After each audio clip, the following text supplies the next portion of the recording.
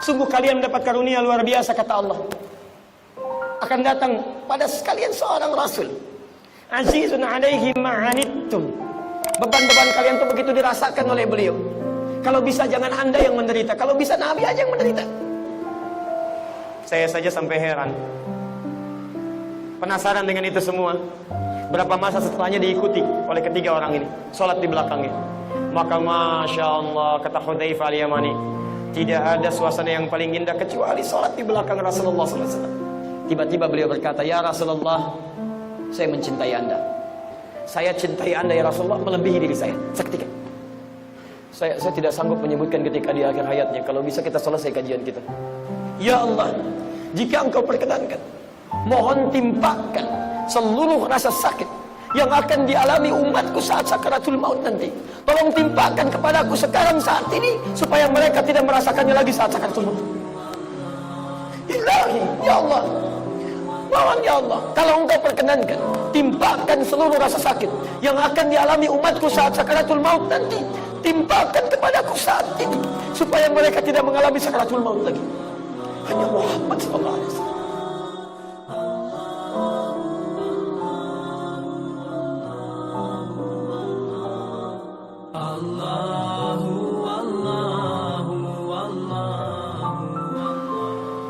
Saya ingin berkisah dulu sejenak dan menyampaikan dulu kenapa Rasulullah SAW mesti dicintai.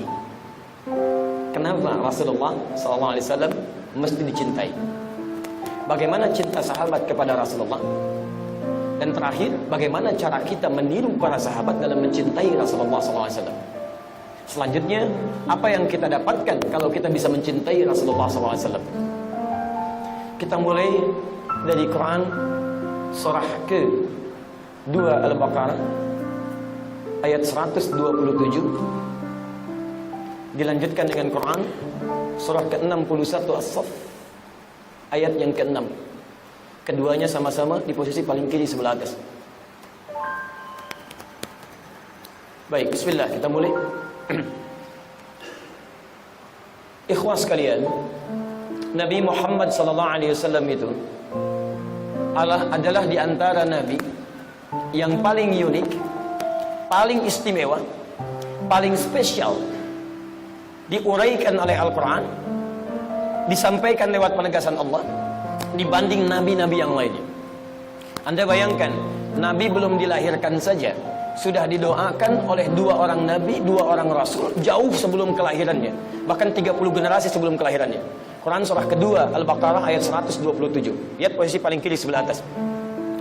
Wa idh yarfa'u Ibrahimul qawa'id minal bait wa Ismail Rabbana taqabbal minna innaka antas sami'ul alim.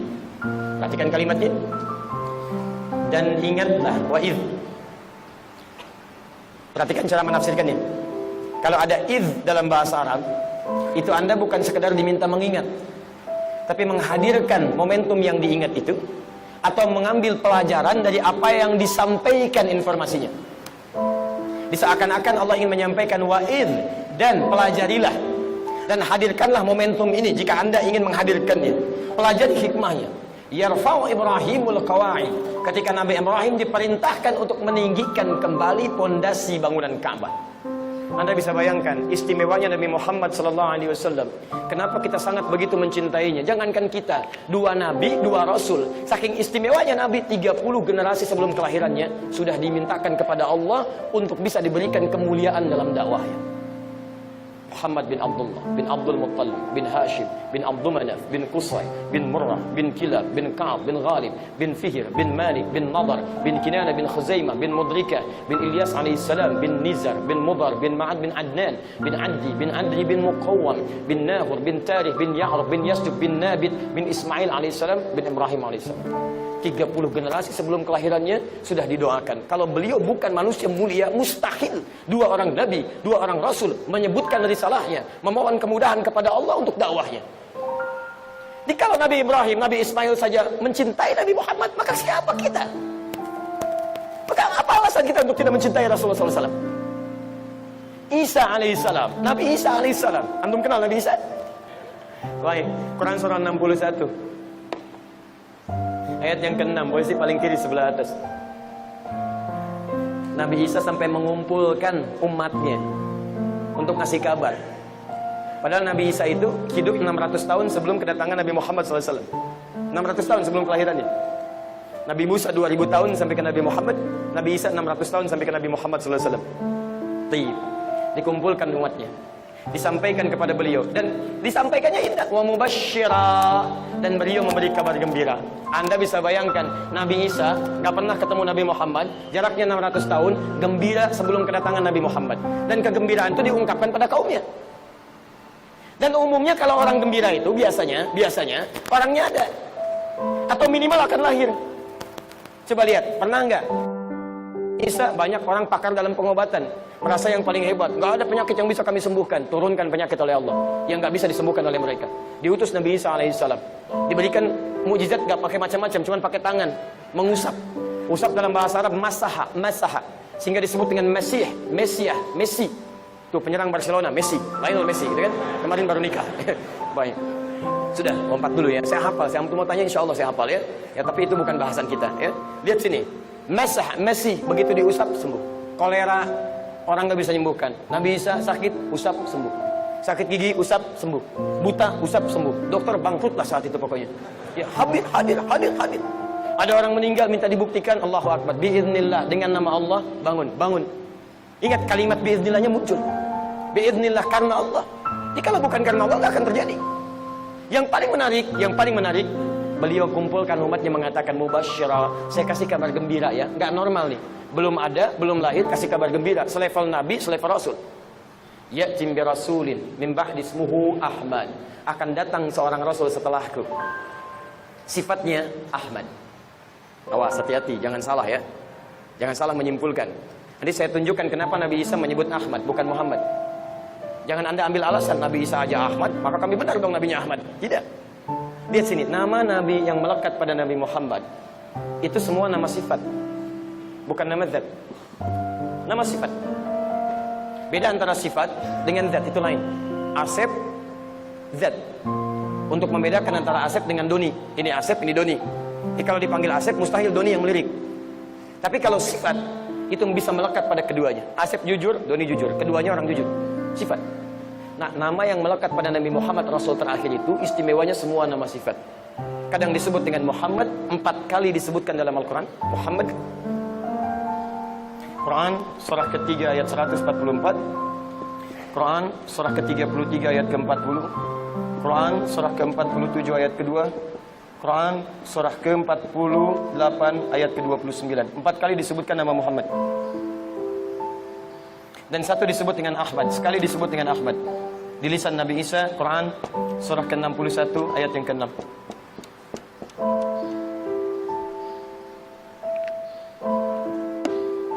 Perhatikan, ini yang menjadi alasan kenapa Nabi dicintai oleh para Nabi dan Rasul sebelumnya. Kalau disebutkan Muhammad, itu asalnya berasal dari kata Mahmud. Kan pada hewan, pada tumbuhan beliau jaga. Seemosi-emosinya kalian dalam berjihad, jangan rusak tanaman, jangan hancurkan rumah ibadah, jangan pisahkan anak dari orang tuanya, jangan lukai orang-orang yang sudah sepuh. Muhammad sallallahu alaihi wasallam. Muhammad sallallahu alaihi wasallam. Saking kasihnya sampai turun ayat di Quran, surah ke-9 ayat 128 itu. Laqad ja'akum rasulun min anfusikum azizun 'alaihi ma 'anittum harisun 'alaikum bil mu'minina raufur rahim. Sungguh kalian mendapat karunia luar biasa, kata Allah. Akan datang pada sekalian seorang Rasul. Azizun 'alaihi ma 'anittum. Beban-beban kalian tuh begitu dirasakan oleh beliau. Kalau bisa jangan Anda yang menderita, kalau bisa Nabi aja yang menderita. Muhammad sallallahu alaihi wasallam. Datang beliau ke Taif dengan Zaid bin Thabit. Niat hati ingin berdakwah. Begitu sampai ke sana dilempari di perbatasan antara Taif dengan Mekah itu. Dilempari sampai berdarah sebagiannya. Sampai Zaid menjadi perisainya. Sampai kemudian mundur beliau. Saat beristirahat di bawah naungan pohon itu, tiba-tiba datang 2 malaikat penjaga gunung. Mengatakan kepada Nabi Muhammad SAW, Ya Muhammad, mujjadaika ilas sama. Angkat tanganmu ke langit, mintakan. Saya angkat 2 bukit Taif untuk menghimpin mereka semua. Angkat. Malaikat mereka melihat itu. Apa kata Nabi Muhammad SAW? Tolong jangan lakukan. Fa'innahum qaumun la ya'lamun. Mereka belum tahu saja. Saya bermohon kepada Allah Subhanahu wa taala, mudah-mudahan nanti di bumi Taif ini ada orang-orang yang kelak beriman kepada Allah dan Rasulnya Muhammad sallallahu alaihi wasallam. Kemudian berdoa kepada Allah, lihat kalimatnya. Ilahi, ila man takilluni, am ila qaribin yu'nimuni, am ila ba'idin yu'dhini, fa ana radin ya Rabbi, ma dumta tarda anni wa lam taghdab alayya. Ilahi ya Allah ya Rabb, ila man takilluni, kepada siapa lagi engkau akan perjalankan aku untuk berdakwah? Am ila qaribin yu'nimuni, apakah kepada tempat yang dekat kemudian di situ saya akan disiksa? Am ila ba'idin yu'dhini, ataukah ke tempat yang masih jauh dan di situ saya akan diganggu? Saya ridha ya Allah, enggak apa-apa. Enggak apa-apa ya Allah, saya ridha. Asalkan dengan itu semua engkau ridha kepada saya, tidak murka denganku ya Rabbal alamin. Anda bisa bayangkan umatnya dirasakan oleh beliau, tolong jangan hukum ya Allah, jangan hukum. Masih dibela oleh Nabi sallallahu alaihi wasallam. Saya tidak sanggup menyebutkan ketika di akhir hayatnya, kalau bisa kita selesai kajian kita. Antum mau kurban, itu masih dipikirkan oleh Nabi sallallahu alaihi wasallam. Harisun alaikum. Hadis riwayat Ibnu Majah, nomor hadis 3221. Dari Jabir bin Abdullah. Kata Jabir qala, lihat kalimatnya, raaitu Rasulullah sallallahu alaihi wasallam. Saya sering kali melihat Rasulullah sallallahu alaihi wasallam hina yazbah, ketika akan menyembelih hewan kurban, aqbal al-qiblah. Beliau hadapkan hewan kurbannya ke arah kiblat. Allahu akbar. Antum tahu berapa yang dihadapkan? 100 ekor. Umumnya 100 ekor. Thumma qala, kemudian beliau mengatakan, lihat kalimatnya, Allahumma hadza min Muhammad. Ya Allah, terima kurban ini dari Muhammad. Wa ali Muhammad, dan dari keluarga besarnya Muhammad. Perhatikan yang ketiga. Wa ummat Muhammad, dan mohon terima ya Allah dari umatnya Muhammad yang mungkin selama hidupnya tidak bisa berkurban. Muhammad sallallahu alaihi wasallam memikirkan umatnya yang belum dilihatnya. Antum belum dilihat oleh beliau, dipikirkan oleh beliau. Mungkin selama hidupnya belum bisa berkurban ya Allah. Di antum malu di hadapan Nabi sallallahu alaihi wasallam.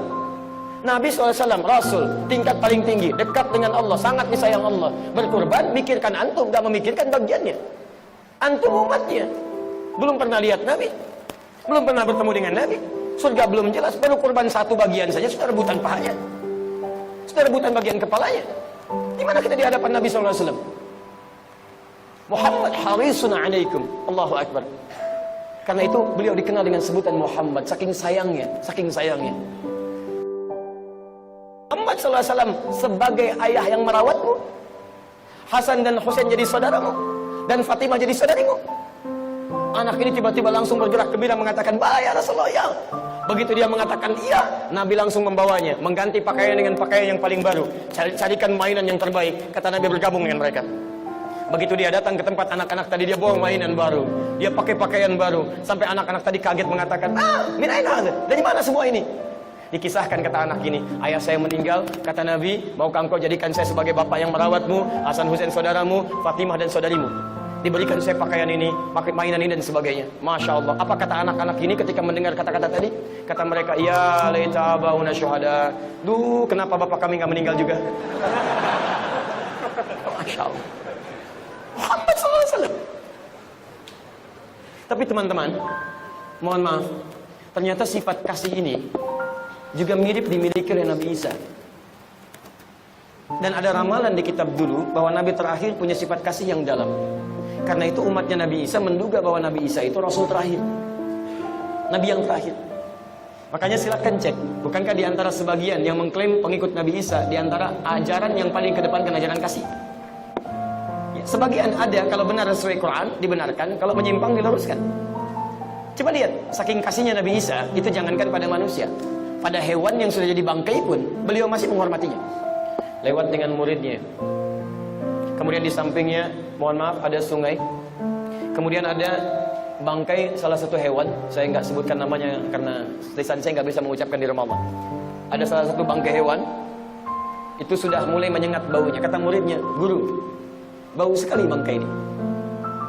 Kata Nabi Isa alaihissalam, coba lihat, putih sekali giginya. Muridnya menyebutkan bau bangkainya, Nabi Isa menyebutkan kemuliaan yang nampak pada hewan itu walaupun sudah jadi bangkai. Lihat, putih sekali giginya. Kenapa guru berkata begitu? Karena manusia hanya akan menggambarkan, menyampaikan apa yang ada di benaknya. Jadi kalau di dalam pikiran kita kotor, keluar lisannya kotor. Pikiran kita baik, keluarnya baik. Dan itu yang dikatakan oleh Nabi Muhammad SAW. Man kana yu'minu billahi wal yawmil akhir falyakul khairan aw liyasmut. Siapa yang merasa beriman kepada Allah dan hari akhir, cukup katakan yang baik-baik, kalau nggak bisa diam. Di antum kalau masih mencela orang lain, menyebutkan kotoran pada orang lain, menyebut keburukan pada orang lain, menggibahkan orang lain, itu tandanya di kepala kita masih ada yang kotor. Saya tidak, Ustaz, alhamdulillah, tidak seperti yang itu tuh. Sama, kotor. Makanya orang mengira pada saat itu ini Nabi terakhir nih. Kata Nabi Isa, bukan saya beri kabar gembira ya. Nabi terakhir, sifatnya lebih daripada nabi-nabi dan rasul sebelumnya. Namanya Ahmad. Ahmad itu bentuk superlatif dari Hamid. Hamid.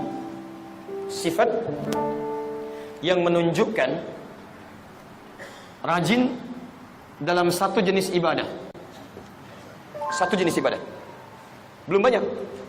Misal, antum sudah konsisten tahajud, rajin, Masya Allah. Tapi puasa sunnah belum. Senin Kamis belum, Ayamul Bid belum, puasa Daud belum. Baru tahajud saja. Itu Hamid. Atau puasa rajin, Senin rajin, Masya Allah. Tahajud belum. Itu Hamid. Tapi kalau antum sudah bisa gabungkan keseluruhannya. Tahajud juga, puasa sunnah juga, Senin Kamisnya, Ayamul Bidnya, Masya Allah. Pendekatan kepada Allah luar biasa, tilawah Qurannya, maka berubah namanya dari Hamid jadi Ahmad. Nabi Isa ingin memberikan gambaran Rasul terakhir ini, di samping mulia akhlaknya kepada makhluk, kana khuluqul Quran, Masya Allah, wa innaka la'ala khuluqin azim, maka hubungan dengan Allahnya pun tidak bisa ditandingi oleh nabi-nabi yang lainnya. Ahli surga, dekat dengan Allah, surga paling tinggi sampai turun satu surah, inna a'tainakal kautsar, kami telah hadirkan untuk kamu. Nabinya belum datang, kata Allah, surga kamu sudah siap. Nabinya belum sampai, kata Allah, surga kamu sudah siap, kami berikan kepadamu kenikmatan yang paling indah di surga nanti, kal kautsar. Tapi semua itu tidak menghalangi beliau untuk serius beribadah kepada Allah. Perhatikan hadis riwayat Al-Bukhari, nomor hadis 2008 sampai 2010 dari Sayyidah Aisyah radhiyallahu taala anha. Ini Nabi, Rasul, dijamin masuk surga. Lepas dari kesalahan, tiba-tiba datang 3 orang sahabat utama. Kata Sayyidah Aisyah. Pertama Al-Mughirah bin Syu'bah. Kedua sahabat Hudzaifah Al-Yamani. Ketiga Abdullah bin Mas'ud radhiyallahu taala anhum jami'an. Bertanya pada Sayyidah Aisyah, "Kaifa kanat salatu Rasulullah sallallahu alaihi wasallam?" Ya Sayyidah Aisyah, bagaimana sifat salat malamnya Rasulullah sallallahu alaihi wasallam? Perhatikan jawabannya. La tas'al an husnihinna wa qulihinna. Tolong jangan ditanya bagaimana panjang dan bagusnya bacaan beliau. Saya saja sampai heran, penasaran dengan itu semua. Berapa masa setelahnya diikuti oleh ketiga orang ini, sholat di belakangnya. Maka Masya Allah, kata Hudzaifah Al-Yamani, tidak ada suasana yang paling indah kecuali sholat di belakang Rasulullah SAW. Ketika baca masuk pada ayat doa, beliau berdoa untuk umatnya. Ketika masuk ayat azab, beliau berlindung mohon kepada Allah supaya umatnya tidak diazab. Minta. Indah. Sampai tidak terasa. Ternyata satu rakaatnya belum ruku sudah 100 ayat Al-Baqarah. Pengalaman selanjutnya Abdullah bin Mas'ud, masih untung 100 ayat. Kata Abdullah bin Mas'ud, saya 100 ayat belum berhenti. Saking nikmatnya sampai Al-Baqarah selesai. 286 ayat. Dikira ruku ternyata nyambung ke Ali Imran, 200 ayat. Dikira ruku ternyata nyambung ke An-Nisa, 176 ayat.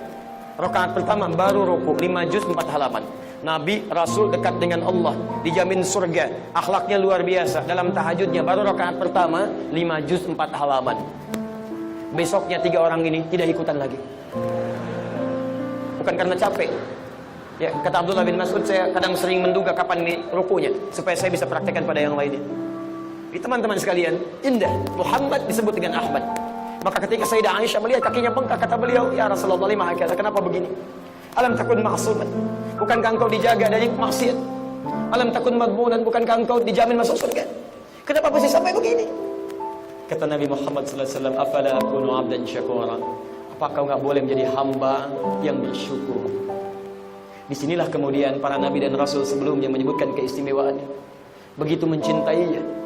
Nabi, Rasul, semua Nabi, semua Rasul, derajat tertinggi di sisi Allah, mencintai Nabi Muhammad SAW dengan segala jiwa dan raganya. Karena itulah ketika seorang Umar bin Khattab, selevel sahabat, mertua Nabi, Dunia bersama Nabi, alam kubur bersama Nabi, kuburannya di samping Nabi, di akhirat bersama Nabi. Datanglah kepada Rasulullah SAW. Dikisahkan riwayat dari Al-Bukhari, Kitabul Iman, nomor hadis ke-15. Juga di hadis Muslim, nomor hadis ke-44. Antum bisa perhatikan di dua kitab sahih ini. Allahu Akbar, apa yang terjadi? Tiba-tiba beliau berkata, "Ya Rasulullah, saya mencintai Anda. Tapi setelah diri saya. Saya cinta diri saya dulu, baru Anda." Kata Nabi, lihat, "La yu'minu ahadukum hatta akuna ahabba ilaihi min nafsihi wa walidihi wan nasi ajma'in." Tidaklah sempurna iman seseorang sebelum saya dicintai olehnya melebihi dirinya, melebihi cintanya kepada anaknya, cintanya pada orang tuanya, dan cintanya pada seluruh makhluk di alam semesta ini. Anda bisa bayangkan, Nabi Isa saja Nabi Rasul, Nabi Ibrahim Nabi Rasul, Ismail Nabi Rasul, mencintai Nabi dengan seutuhnya. Umar, kamu bukan Nabi, bukan Rasul, masa mau mencintai saya setelah diri kamu? Setelah mendengar itu, apa kata Umar? Lihat cara sahabat mencintai Nabi, tidak banyak berpikir. Umar tidak katakan, "Baik ya Rasulullah, besok saya jawab, saya pikirin dulu ya." Sepersekian detik ketika Nabi mengatakan itu, lihat cara mencintai sahabat kepada Nabi. "Saya cintai Anda ya Rasulullah melebihi diri saya." Seketika. Seorang perempuan Ansar dalam peperangan Uhud kehilangan bapaknya, suaminya, saudaranya dalam perang Uhud. Dikabarkan oleh kerabatnya, "Ayah kamu meninggal, suami kamu meninggal, kerabat kamu meninggal." Allahu Akbar. Siapa yang dicari? Bukan bapaknya, bukan suaminya, bukan kerabatnya. Yang dicari Rasulullah SAW. Begitu dicari, di mana Rasulullah? Bagaimana keadaan beliau? Allahu Akbar. Begitu mendapati Nabi dalam keadaan yang cukup baik, beliau tidak dalam keadaan seperti yang diberitakan meninggal. Kata perempuan ini sambil berkata dengan lirihnya, "Ya Rasulullah, demi bapak dan ibuku menjadi tebusannya, kami rela ya Allah, asalkan Anda dalam keadaan baik-baik saja." Lihat bagaimana seorang perempuan ini mencintai Nabi SAW. Seorang Zaid, budaknya Abu Sufyan sebelum masuk Islam, sudah siap dia dicambuk dalam keadaan yang sangat tidak biasa, dihamparkan siap untuk dicambuk. Dia katakan, Abu Sufyan katakan, "Saya akan angkat siksaan ini." Bima makna, kalau engkau mau mengatakan Muhammad begini, begini dan begini. Diminta dia menghina Muhammad SAW. Apa kata orang ini? "Apa kira Anda melihat saya merasa nyaman ketika seorang Muhammad SAW terkena duri saja, kemudian saya tenang-tenang duduk di sini? Jangankan berkata yang tidak baik, Rasulullah kena duri yang kecil saya sudah nggak tenang, apalagi saya diminta mencelanya." Rela mempertaruhkan dirinya disiksa hanya sekedar menjaga lisannya untuk tidak menyebutkan kalimat yang tidak baik pada Nabi Muhammad SAW. Lihat bagaimana cara sahabat mencintai Nabi Muhammad SAW. Malaikat Jibril, level Nabi sudah, level sahabat sudah, malaikat. Lihat di kitab Al-Mustadrak, kalangan Al-Hakim An-Naisaburi. Saking merasakannya bagaimana cinta Muhammad SAW kepada umatnya, kepada sahabatnya, kepada orang di sekitarnya. Allahu Akbar.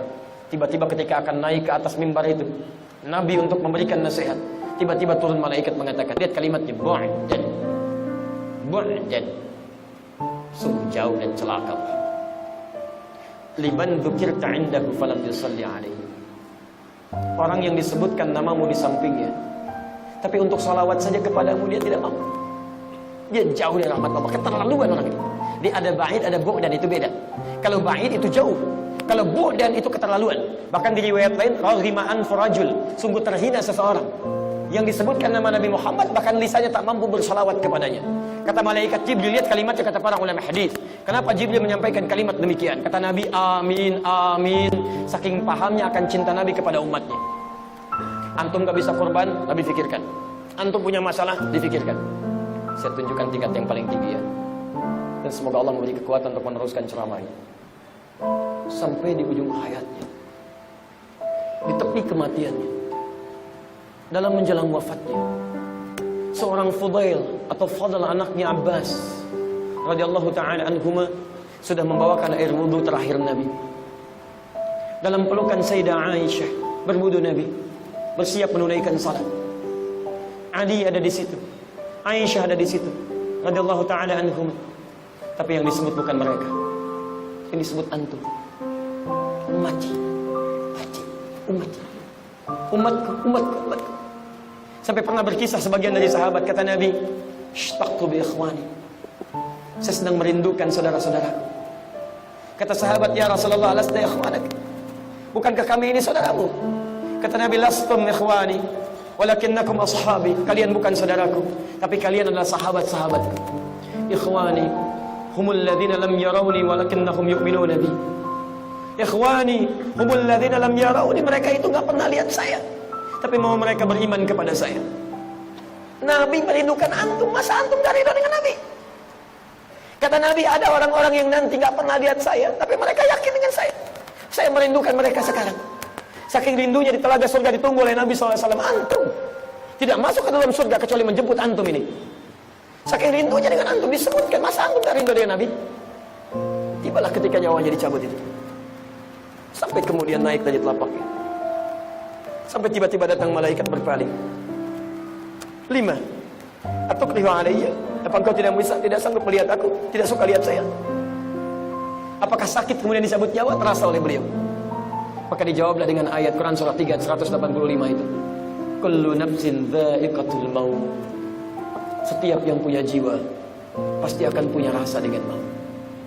Nabi merasakan itu semua. Siapa yang diingat? Umatnya. Mudah bagi Nabi dicabut dengan cabutan yang sangat ringan, tak terasa panggilan yang indah, ya ayat Tuhan nafsul mutmainnah. Quran surah 89 ayat 27 sampai dengan 30. Tapi apakah umatnya akan mengalami semua itu? Tidak. Maka disitulah kemudian beliau bermohon, lihat kalimatnya. Ilahi, Tuhai Allah, jika diperkenankan. Kalau ada kalimat jika diperkenankan, artinya tidak mudah bagi Allah mengabulkan. Belum tentu dikabulkan. Ya Allah, jika engkau perkenankan, mohon timpakan seluruh rasa sakit yang akan dialami umatku saat sakaratul maut nanti. Tolong timpakan kepadaku sekarang saat ini, supaya mereka tidak merasakannya lagi saat sakaratul maut. Ilahi, ya Allah, mohon ya Allah, kalau engkau perkenankan, timpakan seluruh rasa sakit yang akan dialami umatku saat sakaratul maut nanti. Timpakan kepadaku saat ini, supaya mereka tidak mengalami sakaratul maut lagi. Hanya Muhammad SAW. Sallu ala Nabi. Makanya wajar kata malaikat Jibril, mu'dan raghiba anfu rajul, keterlaluan, hina orang ini. Jauh dia, gak kenal dia dengan Nabi, gak sayang dia dengan Nabi. Nabi mikirkan dia harisun alaikum, azizun alaihi ma'anittum, bil mu'minin raufur rahim. Antum gak bisa korban dipikirkan, antum dirindukan, berat antum ditanggung, sakaratul maut ingin dirasakan. Disebutkan nama Nabi, belum mampu bersalawat kepada Nabi. Dan antum masih merasa belum mencintai Nabi. Kurang apa lagi Nabi pengorbanannya terhadap antum? Kurang apa lagi? Maka kalau antum bertanya kenapa kita mesti mencintai Nabi, itulah semua jawabannya. Jika antum bertanya kenapa sahabat mencintai Nabi, itu jawabannya. Jika antum bertanya kenapa mereka mengorbankan jiwanya, itu jawabannya. Hingga takut semua sahabat berpisah dengan Nabi Sallallahu Alaihi Wasallam. Takut mereka semua. Seorang Abu Hurairah datang belakangan, masuk Islam 3 tahun sebelum Nabi wafat, sampai menyimpulkan saya terlambat. Yang lain sudah masuk Islam, saya terlambat. Anda bisa bayangkan, melihat sementara waktu cuma masa sebentar, sudah merasakan kerinduan. Saya takut tidak berjumpa dengan Nabi di akhirat. Akhirnya beliau menyusul sahabat yang lain untuk belajar. Abu Bakar sudah duluan masuk Islam, Umar sudah duluan masuk Islam, Utsman sudah duluan masuk Islam. Ini terlambat. Kata beliau, saya harus nyusul mereka. Kalau sahabat yang lain menunggu di majlis ta'lim, beliau langsung menunggu di tempat Nabi keluar dari rumahnya. Dilihat bagaimana jalannya, bagaimana melangkahnya, bagaimana nengoknya, bagaimana dipanggilnya, bagaimana senyumnya. Beliau ingin meneladani semua dari Nabi agar bisa berjumpa dengan Nabi SAW. Itu yang dijadikan bekal oleh beliau bertemu dengan Nabi. Sahabat yang lain selalu datang pada salat subuh, sisi sayap kanan. Pasti ketika semua orang ada di masjid, orang ini pasti duluan, sebelah kanan. Sampai satu kali, tiba-tiba ketika Nabi melihat orang ini tidak ada. Bahkan sebelum tidak adanya, Nabi melihat fisiknya sudah mulai kurus. Ditanya orang ini, kenapa kamu demikian? Apa tidak makan? Ya Rasulullah, saya bukan berarti tidak kuat. Kalau Anda panggil saya berjihad, saya berangkat sekarang. Kalau Anda perintahkan lakukan, saya kerjakan sekarang. Tapi sungguh ya Rasulullah, saya rindu dengan Anda. Kalau siang sudah selesai, saya menanti malam untuk bertemu. Kalau malam sudah selesai, saya menanti esok untuk bertemu dengan Anda. Tapi beberapa waktu ini saya nggak bisa makan ya Rasulullah. Karena saya takut ketika di akhirat nanti saya tidak bisa berjumpa dengan Anda. Saya tidak sanggup menelan makanan. Anda ini kan Nabi, Anda Rasul, saya ini cuma orang seperti ini. Bagaimana bisa bersama Anda di akhirat? Saya tidak mau dipisahkan ya Rasulullah. Karena keluarnya kalimat itu langsung turun firman Allah Subhanahu wa Ta'ala. Quran surah keempat ayat ke-69 itu. Lihat kalimatnya. Ketika kalimat itu keluar, Allah yang menjawabnya. Menjamin ia bahwa ia akan bersama Rasulullah sallallahu alaihi wasallam. "Wa may yuti'illaha war rasul fa ulaika ma'al ladzina an'amta 'alaihim minan nabiyyin was-siddiqin wasyuhada was-salihin wa hasuna ulaika rafiqa." Ma'al ladzina an'ama Allahu 'alaihim, bukan an'amta 'alaihim, ma'al ladzina an'ama Allahu 'alaihim. Dan siapapun yang mau menaati Allah dan Rasulnya, cukup kamu taati Allah, taati Rasulnya, maka kamu akan diberikan nikmat oleh Allah seperti Allah memberikan nikmat pada orang-orang sebelumnya yang akan bersama orang-orang hebat di akhirat. Bersama siapa mereka? Minan nabiyyin, semua para nabi. Ada anbiya, ada nabiyyin, itu beda. Kalau anbiya jamak dari kata nabi, tapi jamaknya terbatas, jam'ul qillah. Makanya di surah Al-Anbiya tidak disebutkan semua kisah nabi, sebagian nabi. Tapi kalau disebutkan nabiyyin, nabiyun, semua nabi. Ada orang yang di surga tetangganya para nabi, Masya Allah. Surga biasa ditanya, "Akhi, di mana antum surganya?" "Di sini." "Masya Allah." "Siapa tetangga antum?" "Depan ana, alim A." Masya Allah. Terkenal dulu, soleh. Samping kanan ana, Ustadz B. Antum juga kenal, iya, soleh. Samping kiri ana, Habib C. Masya Allah, terkenal, soleh. Belakang D, Masya Allah, semua disebutkan. Kalau antum di mana akhi surganya? Dia diam. Di mana? Di sini. Depanannya Nabi Ibrahim. Masya Allah. Samping kiri saya Nabi Yusuf. Belakang saya Nabi Musa. Samping kanan saya Nabi Muhammad sallallahu alaihi wasallam. Ma'an nabiyyin, bersama para nabi.